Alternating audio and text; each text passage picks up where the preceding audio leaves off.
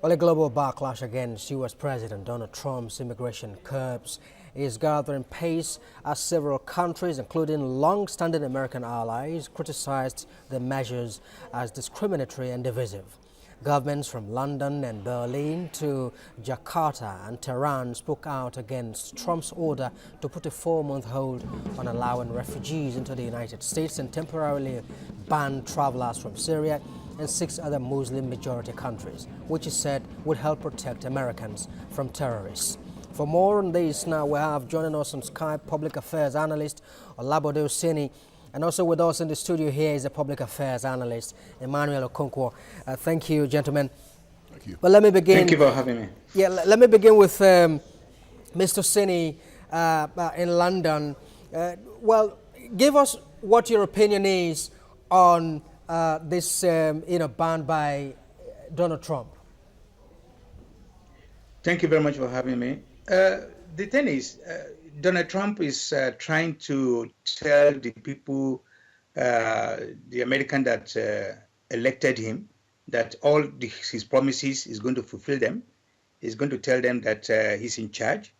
And he started by signing a couple of executive orders.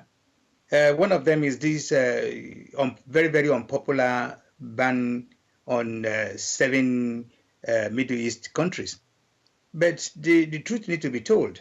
There's this disparity, there's this dishonesty in the process, which means the countries that are not in any form or shape involved in terrorizing America are those countries that are now selected or to be banned.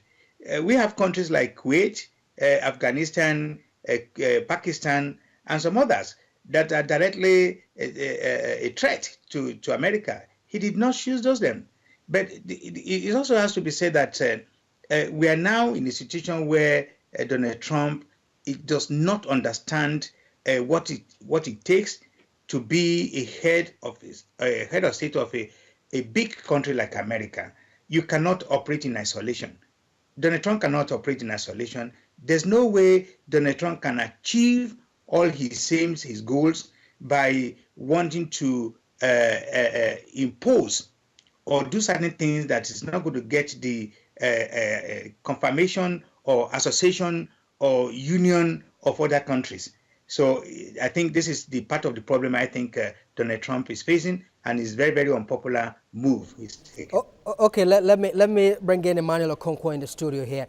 Well, even though that the world has criticized Donald Trump's decision to put a temporary ban, I think about 4-month ban or so, do you not think that he's acting in the interest of the American people in light of global, terrorism?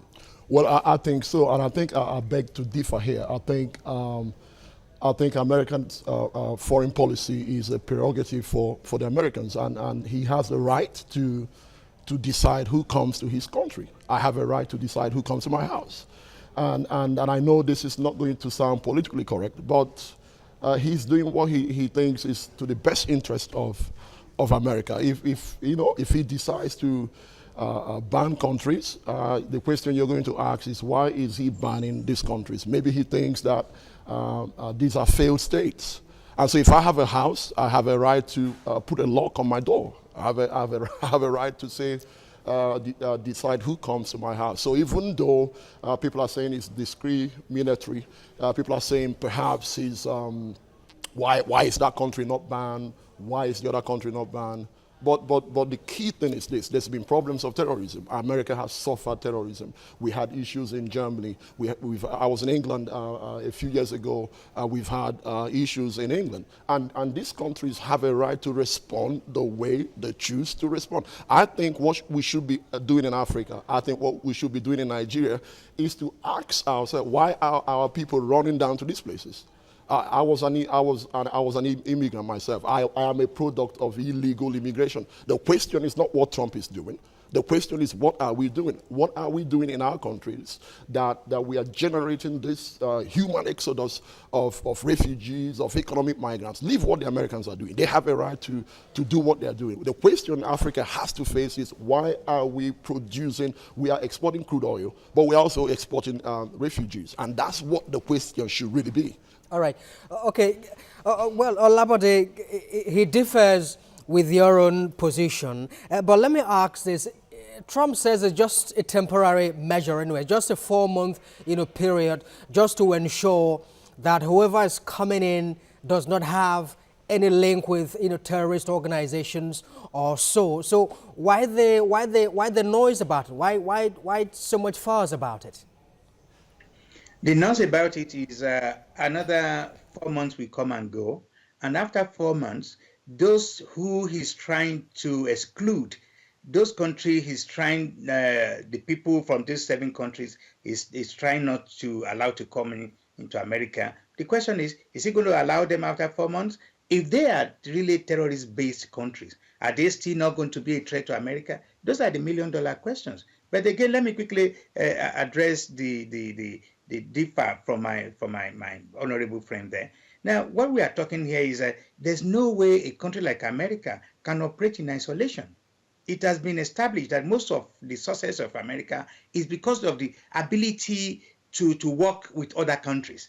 Yes, we have a problem. I am seriously against what is going on in our own continent, that we do not do enough to prevent, to create an enabling environment for people not to be wanting to go to anything but Africa or anything but Nigeria. So that's another discussion for another day. But the point I'm making here is this: Americans cannot afford to say, I want to. The president of America today cannot choose to be selective.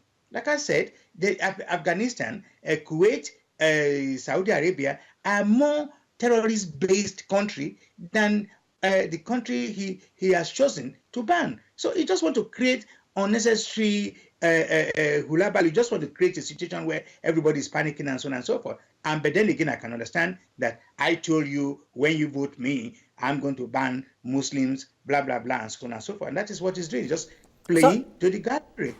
Mr. Labad, sorry to interrupt you. Do you not think that as the leader of the nation, as the president of the United States, he has got some information that you are not privileged to have? I do agree that. I cannot agree more. I 100% agree with that. That is also could be. But you see, but like I said, you and I, we go by the daily source of information we read on we hear on television, we read on newspapers. So far, most of the countries since 1975, none of these 7 countries that he banned have been terrorizing America. Okay. Well, so the point I'm making here is this: it is on record that none of these 7 countries are there. But you see, it also has to be said that here we have a president who has so much investment in the other country, he did not mention their names. Okay. Now, Emmanuel, what do you think that the African continent needs to do in order to put a stop to immigration?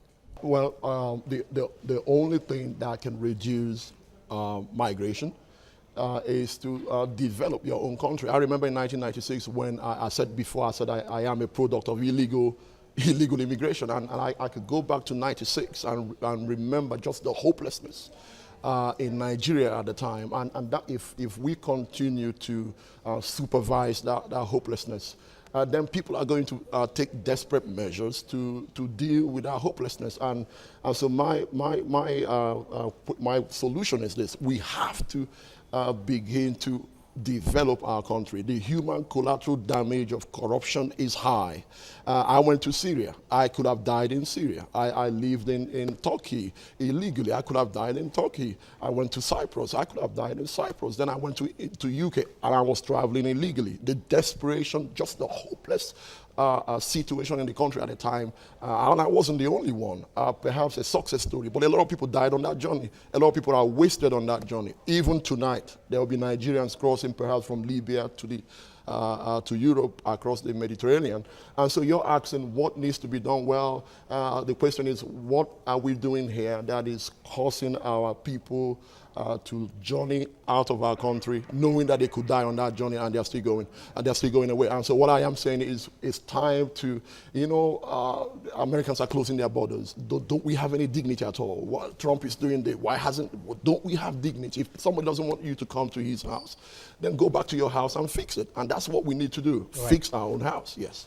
All right. Of course, we completely run out of time, but I must thank you very much indeed, Emmanuel Okonkwo, Public Affairs Analyst, and Olabode Oseni in London. Thank you very much indeed for talking to us on Skype.